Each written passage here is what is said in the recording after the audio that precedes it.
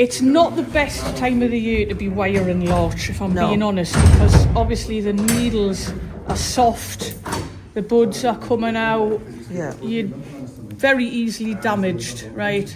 So, as I say, it's that respect for the tree, try to kind of think about what's going to be best for the tree. Did you cut any wire off this? Was it biting in? Yeah, so that was up there and it was starting to bite, so I cut it, but yeah, it needs a bit more. I was going to say you might need to put a little bit more on that stretch there, because I think see it was starting to bite there. So yeah, I well, took it off. to be honest, it is important with conifers, not so much larch because they lose their needles in the winter, but you must let the wire bite in a little bit. I mean, I'm talking about a slight indentation. I'm not talking about being engulfed in, because that's just wrong, right? You must keep an eye on your trees. But you must let the wire bite in a tiny little bit, just to let them branches set, right? So don't always be in a rush to quickly just take the wire off. But again, just keep a check on everything. So yeah, so we'll have a little adjust of some of this foliage mass. See if you can, but be very careful if you can get a little bit of wire just on the main bits, right? We can guide this over here, because at the minute it's in the wrong place, and if we pull that over, that bit there wants to be pulled down. Yes. Right? Yeah. So if you get a little bit of wire on that there, but as I say, just be careful. And if you're having difficulty and you see your needles dropping off, stop. Yeah. Right? Don't stress the tree out. Right? So at this time of year, are we going to take these back, or are we leaving them? Right, well, it depends. Like everything with bonsai, it depends. So if you've got a particularly strong area in the top, and you've got areas you want to grow on down in the bottom, these bits here, pluck, don't let them get too long, right? Now, usually what I do down in the weaker areas is I'll let the extensions come away, and I'll just let them come right out, and then I check them, and if I see what I call the green bobbles developing along it, I'll cut it to a bud, because them green bobbles are a bud. If you get in too early and you prune before the green bobbles have started to develop, the chances are they'll not develop apart from like right back here. Right? And then when the needles drop off, you'll have a dead twig. And then you're just starting all over again, and you're not gaining anything, right? So you'll have a bud you'll have a bud there, it'll come out, you'll prune it, no bud on it, so it goes all the way right the way back to here. The next year, it'll extend out again, and if you do the same thing, prune it back, it'll go right the way back to here, and you're not gaining anything.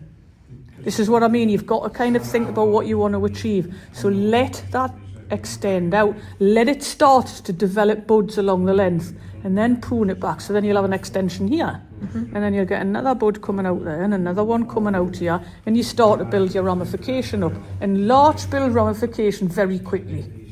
So strong areas in the top, but when it's full, if you're in the same instance as doing this here, where you want to build ramification, just do exactly the same here as you were doing down here. Let them extensions come out, let the buds develop along the length of the extensions, cut them back to a bud. It's only when you get it nice and full at the top, and you don't want any extensions, and you want to balance the energy and push some growth further down, that you might come in, just for the sake of argument here, I'm just having a look along the length here. Not sure if they've started yet. Not a good look. See, they haven't started to develop buds. There's a one at the base there. So if I'm to nip that out at the end, and it hasn't produced any buds along here, often they won't. They'll set their buds back there. Right. So then them needles, when they come to drop off in the autumn time, it'll just leave you with a dead stub, and it'll start to back bud from here next year. and you haven't gained anything. Yeah. Right, so get some wire on this bit here, right, and that bit there wants to be dropped down.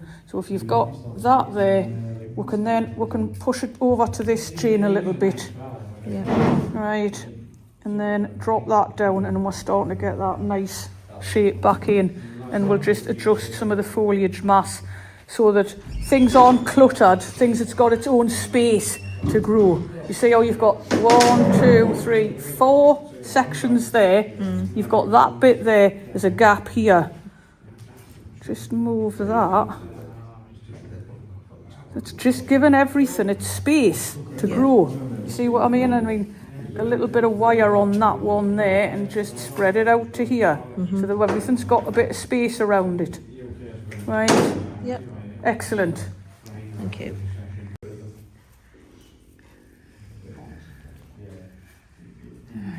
So obviously we did a massive restyle on this at the end of last year, so we've got quite a lot of development to go before it looks like a decent tree.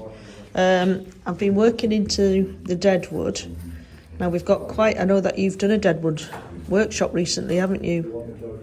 Yeah, we had Andreas McCocker over to do a deadwood course. Was it good? Did you enjoy it? Yeah, really, really good.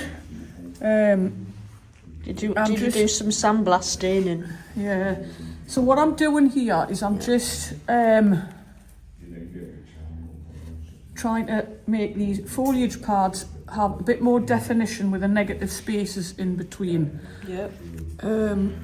Obviously there's some areas that doesn't have wire on. Yeah, I'll try and wire them so we can get that done today. It's as we've already spoken about, it's not the best time of the year to be doing anything with larch, but there was a lot of the wire was already on, so I'm working it with the wire that's already been on, and just trying to put a little bit of definition in the foliage pads.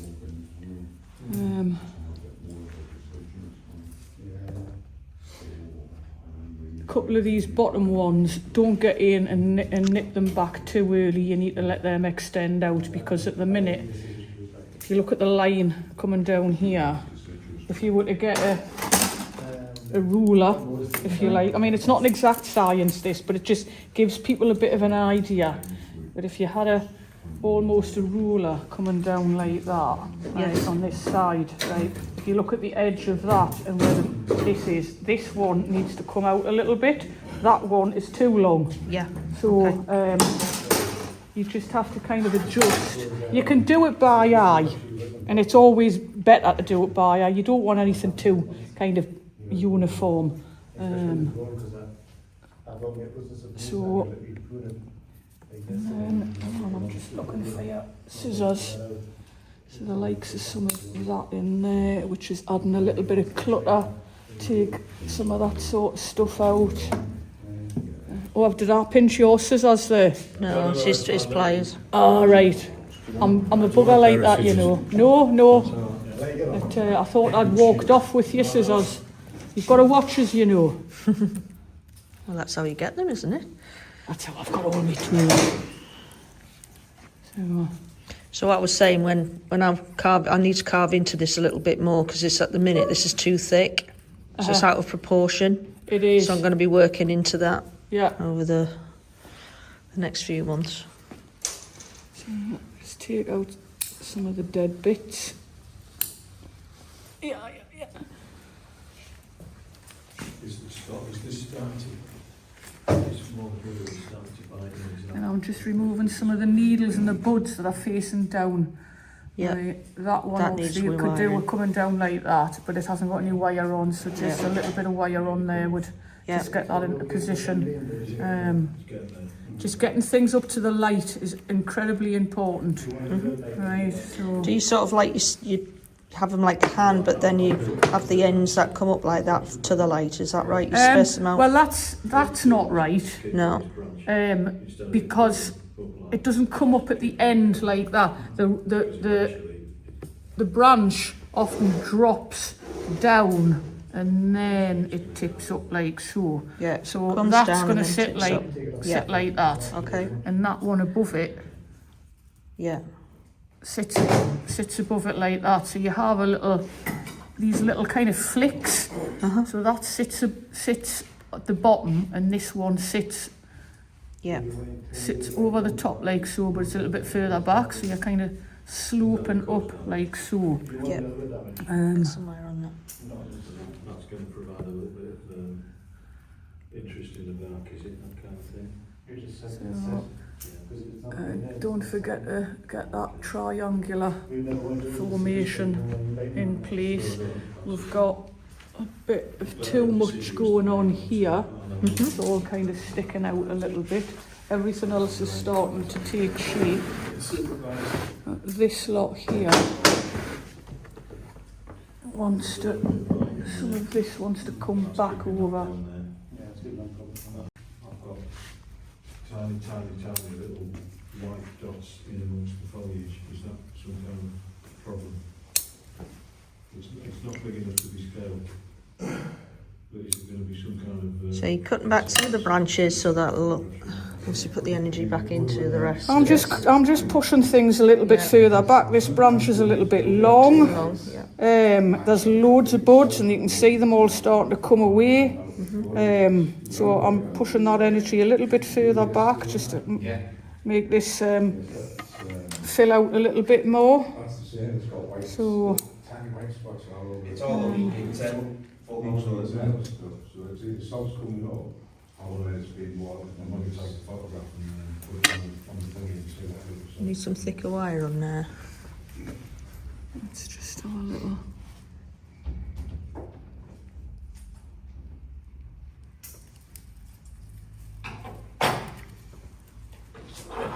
On the underside, it's pointless keeping them, just wasting the tree's energy. So we're removing all the buds and the needles underneath. Just pluck them all I'll do off. that. Similar sort of thing you do with pines. A nice clean bottom. You know, I'm always obsessed by clean bottoms. Yep.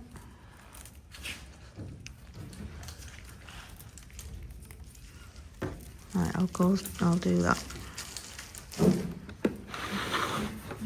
Just keep taking it back.